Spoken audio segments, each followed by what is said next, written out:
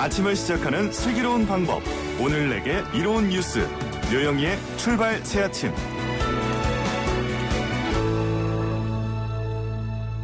노영희의 출발 새아침 3부 문을 활짝 열었습니다. 먼저 경제 박뉴스부터 만나보겠습니다. 알면 대박, 모르면 쪽박. 경제 박뉴스.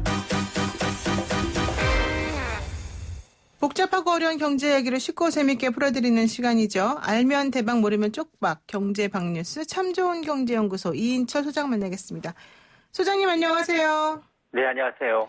그 6.17 부동산 대책 발표 이후에 후폭풍이 만만치가 않는데요. 이 정부가 이번 전세 대출 규제 대상에 대해서 주택과 빌라는 제외하고 아파트를 한정하겠다 또 이런 얘기를 했네요. 그렇습니다. 6.17 대책 발표 이후에 수정, 보완 이어지고 있습니다. 누더기 법안이 되는 모양새인데요. 서울은 25개구 전역이 투기 과열지구입니다. 3억 원 초과하는 주택 구입하면 전세 대출 제한하겠다라고 밝혔습니다. 그런데 문제는 서울의 집값 3억 원 이하는 찾아볼 수가 없습니다. 3% 내외인데요. 이 논란이 계속되니까 정부가 이 전세 대출 규제 대상을 투기과열지구 내 3억 원 초과하는 아파트만 대상으로 하겠다. 일반 연립이나 다세대 주택, 빌라는 3억 원을 초과해도 괜찮다라는 겁니다. 이는 이제 중저가 주택을 찾는 실수요자까지 규제한다라는 이제 비판 여론이 밀리자 정부가 한 발 물러선 모양새입니다. 특히나 이제 전세 대출을 활용한 이 갭 투자라는 게 아파트가 아닌 이 주택에는 잘 이용되지 않는다라는 것도 이제 이 정부의 판단에 작용을 한 것으로 보입니다. 그러면 이번에 규제 기준이 3억 원은 도대체 어떻게 나온 거냐? 이게 전국 아파트 평균 가격 3억 원을 반영한 겁니다. 다만 이제 시가 9억 원을 초과하는 주택 보유자의 경우에는 그대로 전세 대출 제한과 전세 대출 받은 이후에 9억 원은 넘는 주택을 사면 바로 이 대출, 전세 대출은 회수됩니다. 그렇군요. 그러니까 이제 일단 정책을 내놓고 발표를 본 다음에 사람들의 반응을 들어보고 반응이 조금 심상치 않다 이러면은 좀 보완해주는 방식으로 지금 정부가 하고 있는 게 아니냐. 실수요자들이 이번 대책에 대해서 불만을 얘기하니까 정부가 다시 또 예외 조항 검토하는 방식으로 추가 보완책 마련하고 있는 거다. 이런 얘기 나오거든요. 그렇습니다. 김상조 청와대 정책실장이 6.17 대책 논란에 대해서 입을 열었습니다. 이번 대책 이후 이제 무주택자들의 문턱이 더 높아졌다라는 지적에 대해서 김 실장은 국토부 차원에서 보완 대책을 검토 중이다라고 밝혔습니다. 그럼 어떤 보완책들이 지금 거론이 되고 있느냐? 우선 이제 투기 과열지구 내에서 3억 원이 넘는 아파트를 사면 전세자금 대출을 회수하도록 되어 있는데 이 예외 조항에서 실수요자 피해를 좀 최소화하는 방안이 추가될 여지가 있고요. 두 번째는 재건축 2년 실거주 이슈와 관련된 보완책입니다. 최장 8년까지 이제 임대사업자 기간 동안에는 실거주가 불가능합니다. 그래서 정부는 이 수도권 재건축 단지 가운데 소유주 그리고 임대사업자가 몇 명인지 또 의무 임대 기간이 얼마나 남았는지 등을 좀 파악해서 구제 방안을 마련하겠다라는 거고요. 세 번째가 풍선 효과를 차단하기 위해서 이제 대책을 발표했지만 반나절 만에 이 규제 대상에서 빠진 김포, 파주 등이 또 불안 조짐을 보이고 있습니다. 그러면서 시장이 불안이 지속이 되면 추가 규제책을 검토하겠다라고 밝힌 상황입니다. 다만 김 실장은 이 6.17 대책으로 모든 정책 수단이 소진된 게 아니라 문재인 정부에서는 이 부동산 시장 안정을 위해서 모든 이 정책 수단을 동향하겠다라고 강조를 했는데 그러나 문제는 궁극적으로 이 1,100조 원에 달하는 유동성 분산 정책과 전세 대책이 더 급한데요. 안타깝게도 정부는 이 부분에 대해서는 크게 신경을 쓰지 않는 분위기입니다. 그렇군요. 기본적으로 임대주택 사업자 등록하라고 정부가 막 얘기를 하면서 관련된 여러 가지 혜택을 조금 줬어요. 그래서 4년에서 8년 정도로 임대주택을 내놓고 결국 본인들이 뭔가 어떤 임대인으로서의 행동만 하기로 약속했던 그런 임대 사업자들이 이번 대책으로 인해서 2년 거주 요건을 맞추려면 중간에 3천만 원 과태료를 또 물어야 되는 상황이 벌어지니까 이거 그럼 또 검토하겠다. 이게 뭡니까? 누더기 검토도 아니고.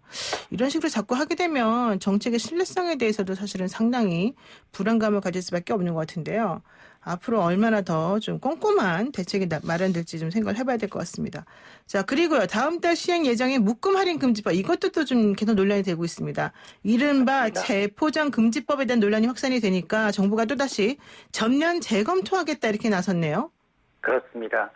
마트에 가게 되면 뭐 1+1, 라면 꾸러미는 뭐 5개 꾸러미가 많은데요. 이걸 좀 금지하는 법안이 이제 추진이 됐습니다. 환경부는 이 제품의 포장과 재질, 포장 방법에 대한 기준을 밝힌 이 세부 기침 재포장 금지법에 대해서 개정 작업을 원점에서 재검토하겠다라는 겁니다. 의견 수렴 방법과 이 규제 시행 시기에 대해서는 세부 일정은 오늘 밝히고 하겠다라는 건데요. 앞서 환경부는 지난 1월이었습니다. 이 33 제곱미터 이상 매장이나 제품의 제조, 수입업자가 이미 포장된 제품을 다시 포장해서 판매할 수 없도록 한 자원재활용법 개정안을 7월 1일부터 다음 달부터 시행한다라고 밝혔습니다. 이에 따르면 이른바 1+1 판매, 이 판촉을 위해서 기존 제품을 묶음 포장한 이후에 판매하거나 기존 제품에다가 증정 상품을 추가해서 재포장하는 행위가 금지됩니다.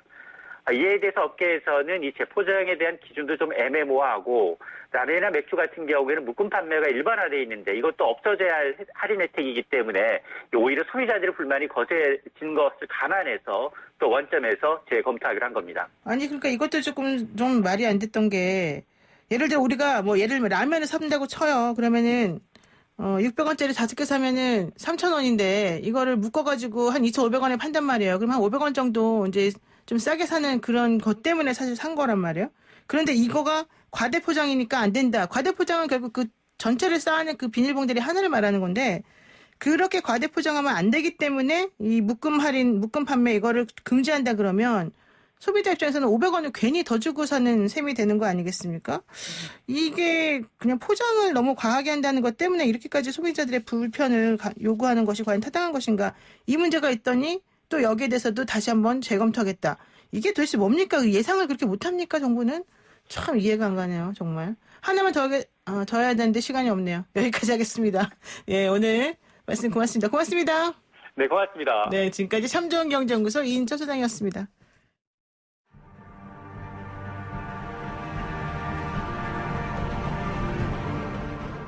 정치, 사회, 경제 모든 분야에 대해 제대로 털어봅시다.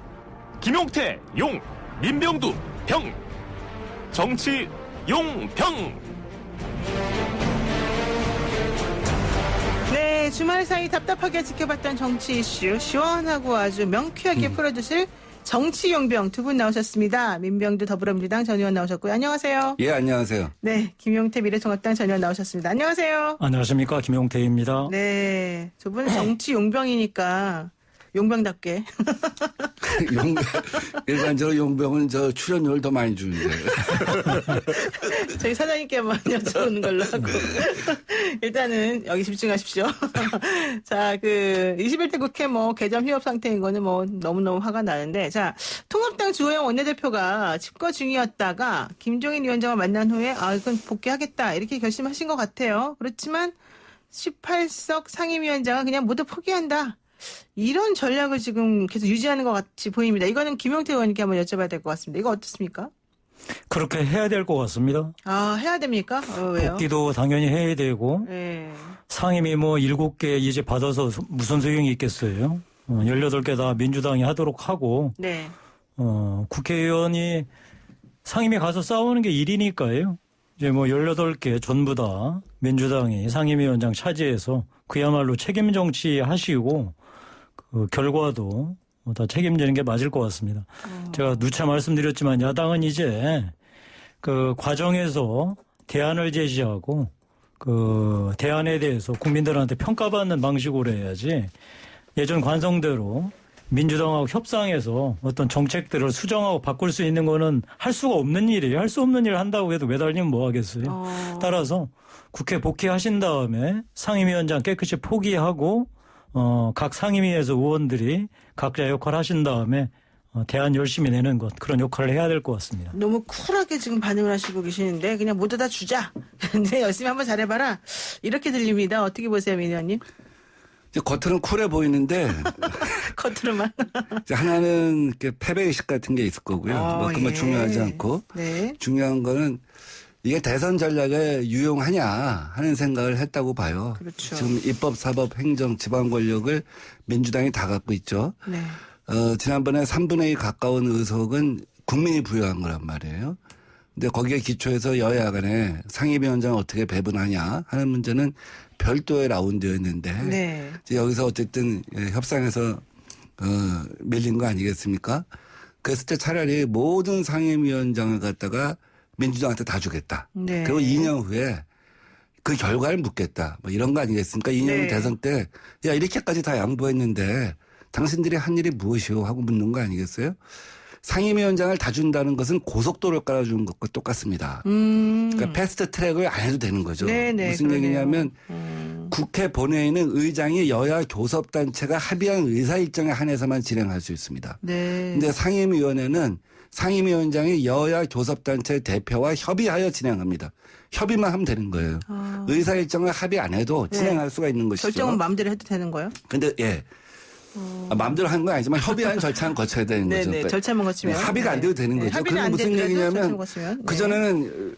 그전에는 왜 합의하에 진행했냐면 의석 자체가 과반수가 안 되는 경우 혹은 비슷한 경우 다음 두 번째는 법사위라고 하는 허들이 있는 경우 네. 이러기 때문에 통과시켜봤자 의미가 없기 때문에 결국 협의라고 하는 절차를 갖다가 진행하는 것이죠. 또 수구의 민주주의라고 하는 지점도 있고요. 근데 지금 3분의 2 의석을 갖고 있단 말이에요. 모든 상임위가 사실은 그렇단 말이죠. 그렇죠. 그래서 여당한테 모든 상임위원장을 갖게 하면 패스트 트랙이라고 하는 절차를 거쳐가면서 국민들을 볼 때 야 저렇게 피곤하게 할 필요가 무모하게 하는구나 일방적으로 하는구나 하는 인상을 줄 필요가 없이 그냥 자연스럽게 진행되는 거예요. 그러니까 네. 고속도로를 깔아주는 겁니다. 그런 고속도로를 깔아주고서라도 야당이 2년 후에 그래 결과를 두고 봤더니 당신들 이 성과가 뭐냐 이렇게 얘기할 수 있다고 한다면 야당 입장에서는 그렇게 하겠죠. 근데 지금 우리 여론조사에서 보면 지난번 18개 상임위원장 중에 6개를 갖다 일방적으로 폐결한 것에 대해서 부정적인 여론보다는 긍정적인 여론이 더 많다는 네. 것이죠. 이런 것들을 보면 개량하기가 야당 입장에서도 전략적으로 개량하기가 쉽지는 않다고 봅니다. 그러니까 지금 고속도로를 깔아준 건데 정말로 잘 빨리빨리 잘 가서 안전하게 갔다 끝까지 갔을 때 그러면 야당 입장에서는 좀 잘못된 전략 선택한 거 아니냐 이렇게 볼 수 있다는 것 같아요.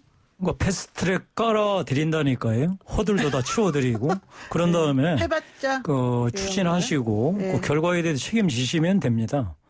그러니까 저희는 최소한의 절차를 밟아서 이 과정에서 문제가 있는 것들 고쳐나가자라 이런 이제 과정들을 밟자고 그랬는데 하지 않는다고 지금 하시잖아요. 네. 그래서 이제 그러면 18개 상임위 다 갖고 가시고 법사위도 갖고 가시고 그다음에 정책들 추진해서 뭐 굳이 패스트트랙 할 거 없이 그때그때 민주당의 청와대에 정책 추진하셔가지고 집행하시면 됩니다. 그럼 이제 결과가 나오겠죠. 대신 그 과정에 우리 미래통합당은 그 청와대나 민주당의 정책들이 이러이러한 문제점이 있다. 우리에 대한 이거다라고 이제 제시를 할 겁니다. 네. 그럼 이제 결과가 나오면 결과가 만약에 좋으면, 네, 좋으면. 민주당이 정말 잘했다 이렇게 평가를 네. 받으실 것이고 네. 결과가 나쁘면 그때 미래통합당 안으로 했어야지 맞는 거 아니냐 이런 또 평가가 나오겠죠. 그거를 이제 그렇게 이번 국회에서 보시면 될 것 같고 그런 게 이제 책임 정치일 것 같습니다. 저는 뭐 첫 번째 이제 민주당이 지금 부동산 정책 하시잖아요. 네. 우리 미래통합당은 그런 방식으로 해서는 안 된다 지금 대안을 냈어요. 근데 이제 뭐 민주당 안대로 가겠죠. 그래서 몇 달 후나 1년 후에 부동산 가격이 잡히면 네. 미래통합당이 그때 냈던 대안은 엉터리였구나.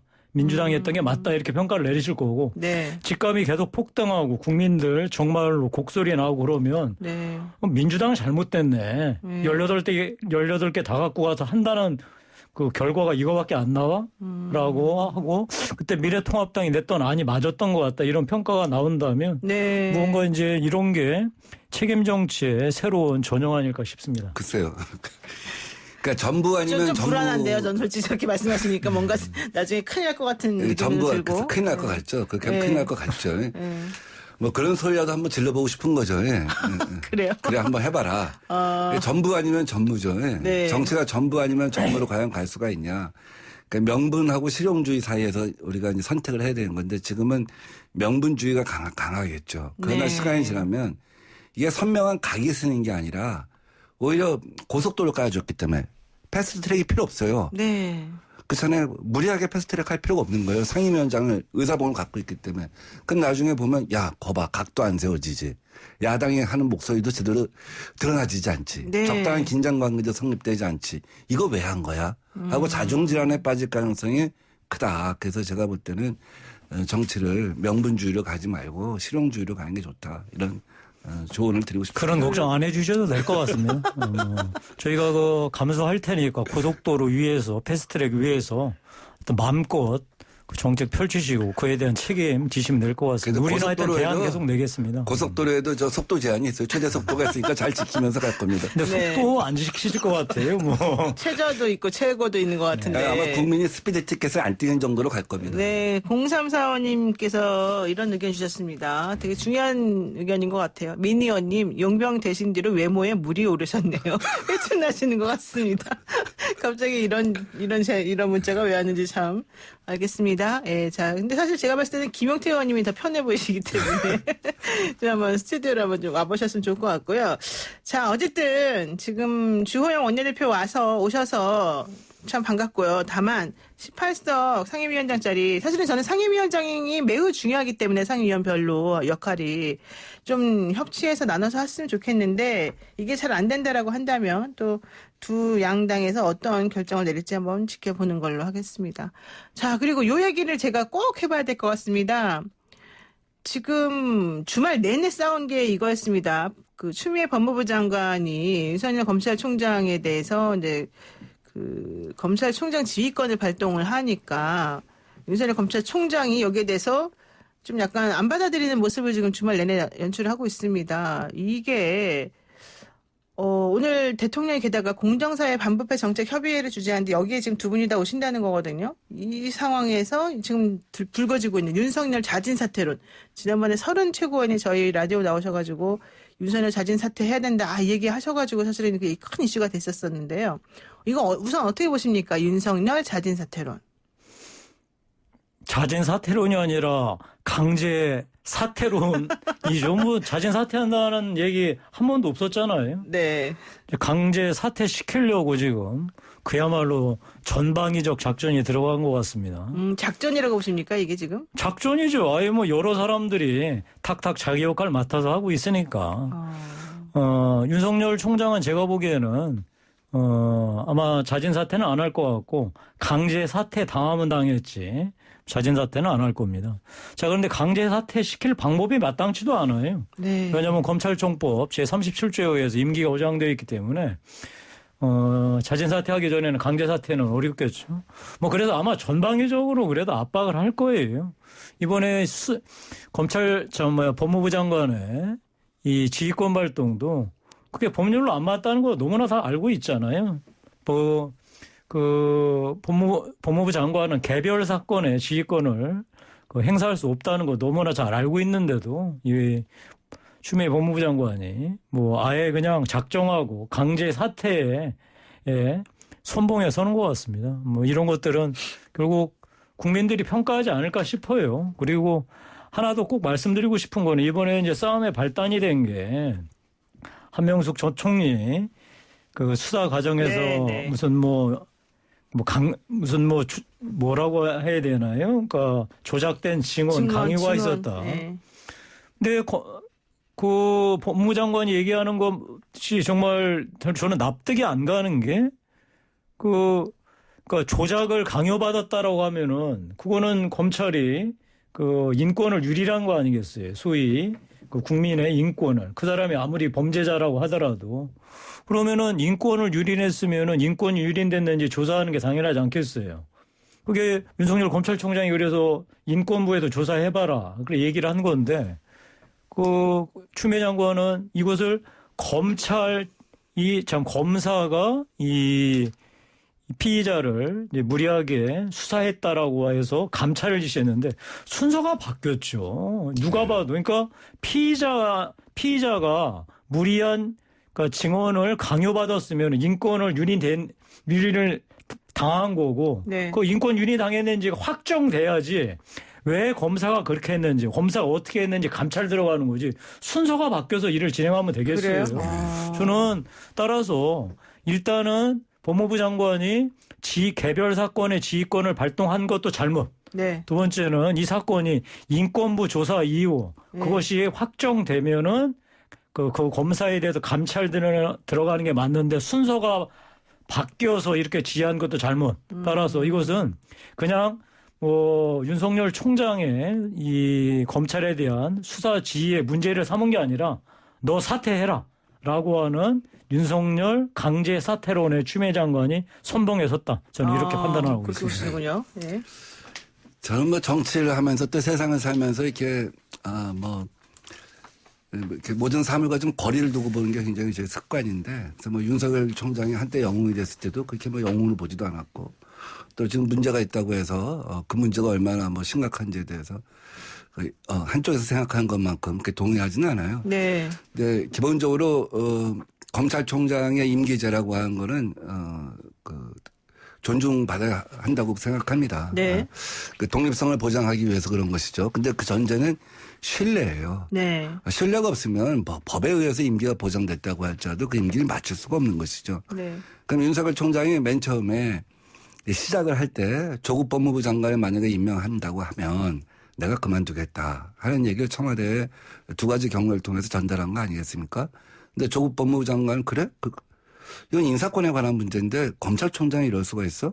그렇다면 할 수 없지. 결국 청와대에서는 조국 장관을 임명한 거란 말이죠. 근데 사표를 안 냈어요. 네. 굉장히 정치적인 의도가 있는 것으로 이제 그때부터 여권 내에서는 불편한 시선으로 총장을 바라볼 수밖에 없었던 것이죠. 네. 그 이후에 이제 장모 사건과 관련해서 조국 장관 사건을 대하듯이 스스로 자기가 허물이 없는 걸 갖다가 먼저 살펴보고 했다고 한다면 네. 그 신뢰의 두 번째 테스트 갖다 거쳐갈 수 있었는데 그 문제에 대해서도 결국 여론에 밀린 것이죠. 지금 마지막으로 이거는 뭐 감찰부에 넘기냐 인권부에 넘기냐 하는 문제를 떠나서 네. 이건 자기 스스로에 대한 견제 장치를 두냐 안 두냐의 문제예요. 이 핵심은 결국 특수부를 중심으로 한 최근에 불거진 여러 가지 사건에 대해서 스스로 자기 견제 장치를 갖다가 인정하느냐, 자기 감찰을 허용하느냐 이런 네. 문제거든요. 네. 근데 자기 감찰을 허용하지 않는 상황으로 사실은 어떻게 보면 꼼수를 썼다 이렇게 볼 수밖에 없는 것이죠. 네. 그래서 결국 신뢰의 위기가 지금 1차, 2차, 3차 계속 다가오는데 저는 법에 보장된 네. 그 임기는 지켜져야 한다고 생각하지만 스스로 신뢰의 테스트를 갖다가 그 강을 건너지 못한다고 한다면 그건 문제가 있는 것이 아니냐 본인한테. 지금 잠깐만 하나 제가 아니요, 좀- 제가 네, 이런 네. 얘기 예, 한 말씀 드려야 예. 될 것 같아요. 윤석열 총장을 신뢰하지 않는 건 문재인 대통령이지 국민이 아니에요. 국민은 윤석열 총장 신뢰하고 있습니다. 그러니까 임기는 그 신뢰 이전에 명확하게 법의 문제고 그 신뢰를 누가 측정할 수 있겠어요. 그래서 그 신뢰를 측정할 수 없기 때문에 법으로 정한 거예요. 그게 법의 정신입니다. 네. 그래서 네. 이 법의 정신을 무시하는 건 말이 안 되고 설령 신뢰 얘기를 한다고 하더라도 네. 문재인 대통령이 신뢰 안 하는 거지 국민들은 윤석열 총장 신뢰하고 있는데 그게 말이 되는 소리입니까? 일단 문재인 대통령이 윤석열 총장을 신뢰하지 하는지 안 하는지 우리가 잘 모르니까 이거는 여쭤본 다음에 제가 한번 다시 말씀드리는 걸로 하고요. 그 증언을 강요했다라고 하는 부분은 아까 말씀하신 것처럼 증언을 강요받은 사람의 인권을 침해한 부분도 하나가 될 수 있겠지만은 사실은 또 그게 증언을 강요하는 거는 그 위해 모증죄라고 하는 그 범죄, 특별한 형사적인 범죄를 교사하거나 강요한 것하고 연결이 돼서 이게 또 형사적인 처벌의 측면이 좀 있어요. 그럼 검사라 하더라도. 그러니까 이제 순서를 명확히 하자니까. 지금 그러니까 증언을 강요당했다고 주장하는 사람들을 먼저 조사를 해봐야 되잖아요. 그 사람들 얘기를 하고 무조건 다 어떻게 믿습니까? 그러니까 그래서 조사를 하기 위해서는 형식이 그럼 증언을 강요당했으면 인권을 침해당한 거 아니에요. 그리고 인권부에서 먼저 조사해서 사실을 확정해야 돼요. 사실을 확정한 연후에 정말로 인권이 침해당했다, 증언을 강요당했다라고 한다면 그 다음에 이제 검사가 왜 그렇게 했는지 어떻게 했는지에 대한 감찰이 들어가야 되는 거죠. 순서가 그게 맞죠. 근데 그거를 반드시 저희가 그냥 저의 변호사적 개인 소견으로 보면 그걸 반드시 인권의 문제를 먼저 해야 돼서 이렇게 딱 바라보는 물론 시각도 있겠지만은 그것만이 아니라 이거는 형사적인 측면하고 그런 인권적인 측면 두 가지가 다 들어있다라고 한다면은 그 두 가지를 아울러서 할 수 있는 이 검찰의 기관이 어딘가를 먼저 봐야 된다는 거죠. 그래서 지금 처음에 얘기했던 기관이 바로 이제 감찰 부서라고 생각했던 것 같은데 여기에 대해서 윤석열 총장이 아니다. 이제 이건 인권부로 가서 이제 진정 사건이니까 처리를 해야 된다라고 지금 해서 문제가 됐던 거 아닙니까? 오늘 제가 토론을 해야 됩니다. 제가 진행을 할까요? 잠시만 이 말씀 하나. 제가 진행을 할게요. 아니요, 이 말씀은 드려야죠. 이러면 검찰이 어떻게 범죄 수사를 합니까? 그 범죄 수사 당한 당사자, 소위 뭐 범죄 혐의가 있는 사람들이 늘 계속 문제를 제기한다면 그때마다 그 수사를 진행했던 검사에 대해서 감찰을 진행해야 됩니까? 그럴 수는 없는 거죠. 그러니까 예전에는 이런 일이 벌어지지도 않았었는데 검찰이 무언가 피해자의 인권을 더 보호하겠다라고 해서 그 인권부가 만들어지고 그 아무리 범죄 혐의가 있는 사람의 얘기라고 하더라도 저렇게 억울함을 호소한다면 인권부가 조사해봐라. 그래서 인권부가 조사하는 거고 정말로 그게 뭔가 문제가 있다 그러면은 자 검사 감찰해보자. 이게 순서가 맞죠. 제가 봤을 때는 이게 만약에 고소나 고발로 들어갔으면 그 해당 검사들을 고소하거나 고발로 들어갔으면은 그냥 아무 문제 없이 형사부나 이런 데서 특수부에서 해결했으면 됐을 것 같아요. 근데 이 문제를 제기하신 분들이 이걸 진정의 형식으로 냈기 때문에 약간 이 두 가지가 헷갈려서 이런 문제가 발생한 거예요. 그래서 이걸 감찰부에서 하는 게 맞느냐 어디서 하는 게 맞느냐라고 하는 거는 법무부에다 그쪽 사람들이 먼저 처음에 냈기 때문에 이제 감찰로 가는 게 맞다라고 판단했던 것이고 이걸 받아본 이쪽에서는 아니다. 진정사건이니까 이건 인권으로 가는 게 맞다라고 해서 서로 좀 다투는 이게 좀 충돌하는 부분이란 말이에요. 그래서 여기에 대해서 서로 간에 좀 이 조율을 좀 하는 게 원래 필요한데 그게 안 된 상황에서 이제 벌어지다 보니까 일이 벌어진 거다. 네. 저는 개인적으로 그렇게 생각합니다. 자, 이제 사회자로서 제가 이게 약간 오늘 모양새가 이상하게 돼서 죄송합니다. 네, 하나만 여쭤볼게요.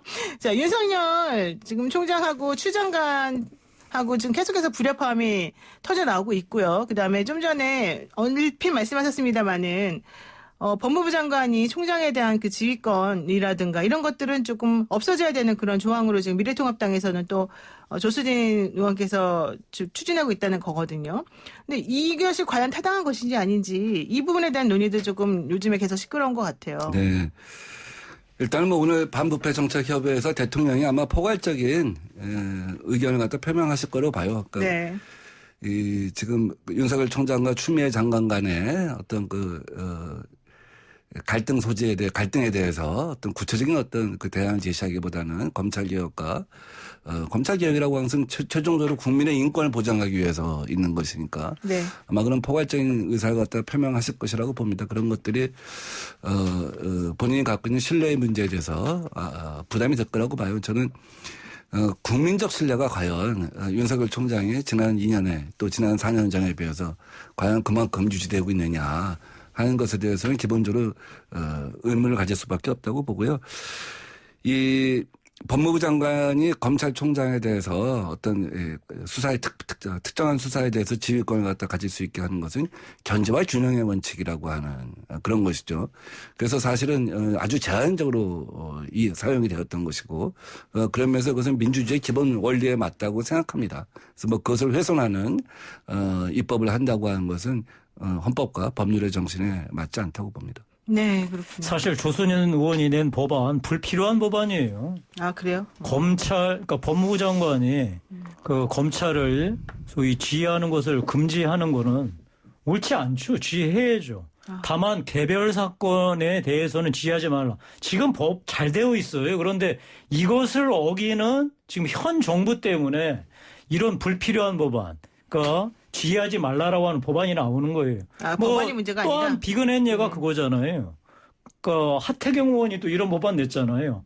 당론에 반해서 표결하는 거, 네, 이거 맞습니다. 징계하는 거 금지하는 법안. 그것도 불필요한 법안이에요. 근데 네. 왜 이런 얘기가 나와요? 민주당이 징계하니까 네. 나오는 거예요. 따라서 이렇게 한 번도 경험해보지 못한 일들을 무리하게 청와대하고 민주당이 밀어붙이니까 그 미래통합당 입장에서는 사실 불필요한 법안을 지금 낼 수밖에 없고 이런 게 바로 대안이에요. 좀 민주당이 사실 추진하고 청와대가 밀어붙이면 막을 방법 없어요. 게다가 상임위원장 18개 다 들이듯이 패스트트랙 깔아드렸으니까 쭉 추진하시되 미래통합당은 대안 내고 나중에 국민한테 평가받아야죠. 뭐. 참 답답해요. 그 일본이 코로나를 대응하는 데 있어서 뭐 우리하고 하나하나 비교해 보면 100에 99 우리보다 못했죠. 네. 근데 일본이 딱 하나 잘한 거는 있다고 한다면 일본의 내각하고 국회의원이 1년 동안 20% 월급과 세비를 삭감하기로 한 거예요. 뉴질랜드도 그랬죠. 근데 지금 무슨 지금 법안 내는 거 지금 거명하신 법안들 보면 지금 국민들의 20% 30%가 해직 위기 또 구직난 이런 거에 시달리고 있는데 국회는 열지 않으면서 네. 국회는 열지 않으면서 700개 법안을 냈다는 거 아니에요?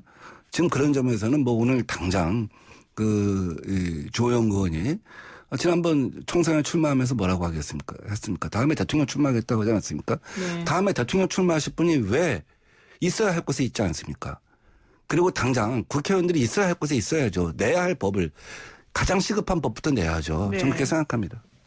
그래요. 국회 복귀하는 거 찬성. 다음에 국회 빨리 열어서 추경 논의해서 처리하는 거 찬성. 대신 18개 상임위원회는 민주당이 다 가져서 책임지는 그런 정치로 갔으면 좋겠습니다. 네, 책임지는 정치를 갔으면 좋겠다.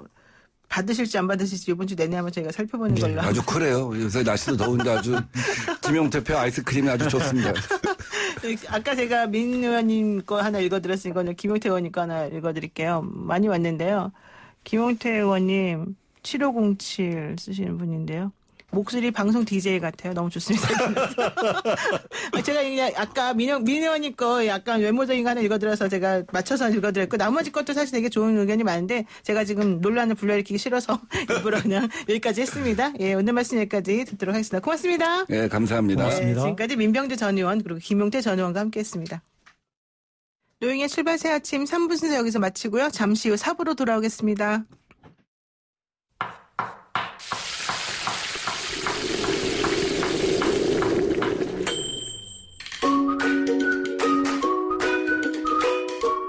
뉴스 탐구 생활. 맛있는 음식. 네, 한 주의 시작 월요일에 알아보는 음식 이야기. 이번 주에 꼭 한번 먹고 싶은 그리고 먹어야 할 음식 가이드가 되어드리겠습니다. 뉴스 탐구 생활 맛있는 음식 요리하는 푸드 칼럼니스트 박준우 작가 모셨습니다. 작가님 어서 오세요. 안녕하십니까? 네, 우리가 이제 한 2달 정도 된 것 같은데 네. 월요일 아침만 되면은 파블로프의 개처럼 침이 고인다는 거. 아, 그렇습니까? 네, 8시 30분 넘어서면 그때부터 뭔가 오늘 무슨 맛있는 얘기 해주실까 이렇게 생각하면서요. 파블로프 개 실험 아시죠? 알죠. 네, 기타 고전적 조건 실험인데 딱 음식 먹는 좋은 생각 나면 이렇게 침이 먼저 고이는 것이 딱 네. 우리 코너 바로 앞에 이러십니다. 자, 오늘 소개해 주실 맛있는 이야기 먼저 한번 들어볼까요? 네, 오늘 주제는 금하는 것과 권하는 것으로 잡아봤습니다. 그게 뭘까요? 금하는 것, 권하는 것이요? 우선은 금하는 것에 대한 것을 2개 갖고 왔는데요. 네. 가장 먼저 먹는 것은 아니지만 식생활에 관련된 거를 하나 소개하려고 합니다. 요새 굉장히 핫한 뉴스죠. 네. 마트에서 주로 쓰이는 이제 1+1 포장이 네, 다음 네. 달부터 금지된다. 네. 환경부는 이제 불필요한 반복 포장이 자원 낭비와 환경을 해치는다는 지적에 따라서 재포장 금지법을 다음 달부터 시행한다고 밝혔습니다. 그렇죠. 그러니까는 지금 이 시기에 먹으면 안 되는 것과 먹어야 하는 거를 소개해 주시는데 여기에서 이제 특히 그거와 관련해서 금하는 것, 권하는 걸 좀 정리해 주시겠다. 네, 금하는 건 얘기하겠는데 이제 저희가 이제 낙지 얘기를 할 거예요. 그런데 네. 그 전에 앞서서 가장 핫한 재포장 금지 이 그러니까 얘기를 잠깐 가지고 이게 왔습니다. 조금 그 뉴스나 보도되는 것마다마다 조금 달라가지고 사실은 뭘 어떻게 할지를 모르겠는데 재포장을 그러니까 이렇게 묶음으로 판매하는 게 생각보다 싸지 않다. 네네. 이게 의미가 없다. 이렇게 사실 뉴스가 몇 번 나왔었어요. 그 전에. 그렇죠. 그 전에 지적이 몇 번 있었죠. 네. 근데 이번에 전면적으로 1+1이나 뭐 이런 묶음 포장 판매가 금지된다고 하니까 네. 또 나오는 뉴스는 그렇게 해서 원래 몇 % 쌌는데 네. 이거를 금하게 되는 이유가 도대체 뭐냐. 우리는 그러면 할인도 받지 말고 무조건 많이 사면 똑같이 하면서도 그냥 돈 다 내라는 거냐. 도대체 누굴 위한 정책이냐. 뭐 이러거든요. 그렇죠. 그러니까 저도 그 반응을 보고 조금 놀랐어요. 놀랬어요? 왜요? 네네. 왜냐하면은 이것이 물론 오해할 수 있는 부분이 일정 있지만은 네. 기본적으로 이게 할인 금지법이 아니라 재포장 금지법인 거잖아요. 네. 제가 뭐 요거 전에도 잠깐 말씀을 나누신 걸로 알고 있는데 제가 찾아보니까 이게 저희 뭐라 그래야 되죠? 그 유통시장이 네. 이제 하이퍼마켓이라고 부르는 대형 슈퍼마켓 네. 위주로 이렇게 형성이 되어 있잖아요. 그렇죠.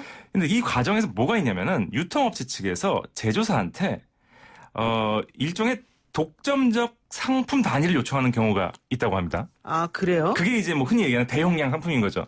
이제 고객들을 이제 이목을 끌게 해서 이제 매출을 늘릴 수 있는.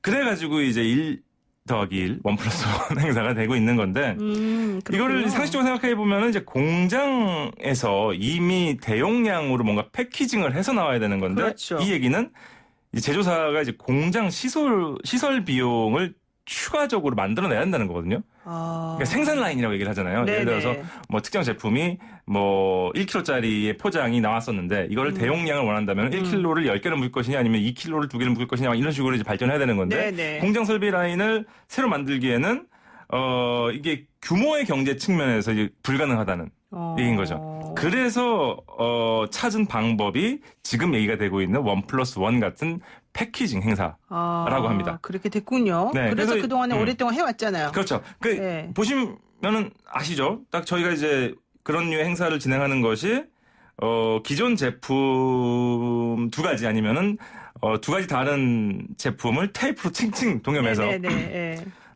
이렇게 판매를 하거나요. 아니면 플라스틱 포장재, 이렇게 비닐봉투 같은 거에 로고만 찍어가지고 네. 2개를 묶어서 파는 건데 네. 이것이 이제 재포장이라는 거죠. 네. 그러니까 가장 걱정하는 묶음 것이 포장. 뭐 네. 5가지, 6가지, 그렇죠. 그 부분에서 이제 오해가 되는 것 같아요. 네. 묶음 포장이라는 것은 저희들이 봤을 때 뭐 즉석밥이라든지 라면이라든가 이런 것들이 공장에서 묶음 포장으로 나오는 것이 가격적인 측면에서 메리트가 있기 때문에 네. 소비자들이 산다라고 네. 하는 것인데 네.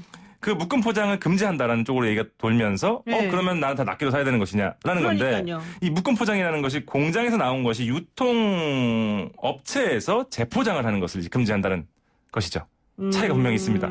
공장에서 나오는 것과 공장에서 네. 나온 것을 묶어서 유통 단계에서 다시 한번 불필요하게 그냥 불필요하다고 보는 것이죠. 네. 불필요하다고 보여지는 그 포장을 줄이자라는 것이 이 금지법의 이야기입니다. 그러니까는 말씀하시는 거는 뭐 1+1 해도 되는데 과대 포장만 하지 말아라 이거라는 거잖아요. 그렇죠.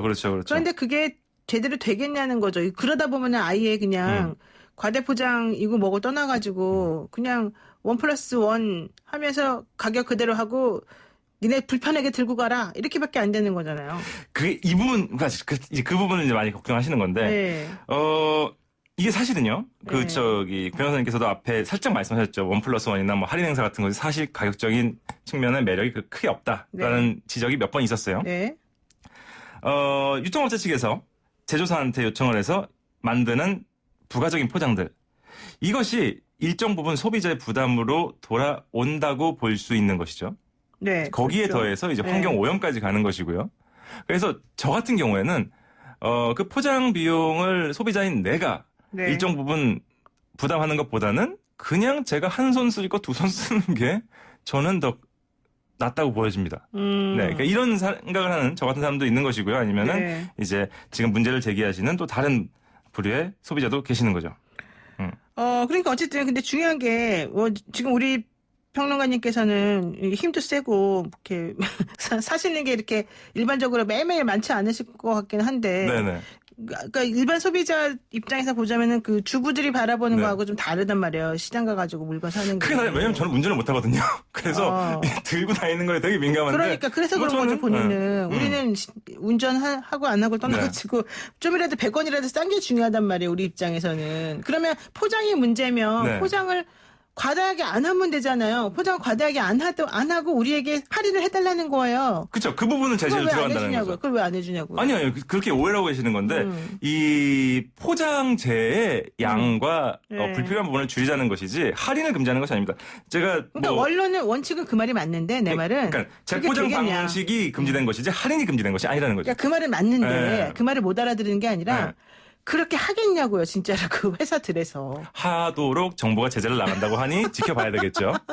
뭐 그것까지는 제가 어떻게 할 수 있는 거 아니겠죠. 진짜 긍정의 아니죠. 아이콘이군요. 저는 잘 안 믿어요, 아니 정부의 이게 이런 일단 정책을. 이 취지는 굉장히 좋은 것 같습니다. 뭐 저희가 뭐 술자리 이야기로 공무원들 흉을 많이 보긴 합니다만은 맨날 봐도 끝이 없어 진짜. 예, 이 환경 오염을 걱정하고 이 자원 낭비 걱정하는 그 취지는 매우 훌륭합니다. 하지만 얼마나 잘 진행될 것이냐 그 부분은 저도 잘 모르겠어요. 그러니까요. 근데 이제 그 부분이 안 됐을 때 이제 한 대 쥐어 박아야죠.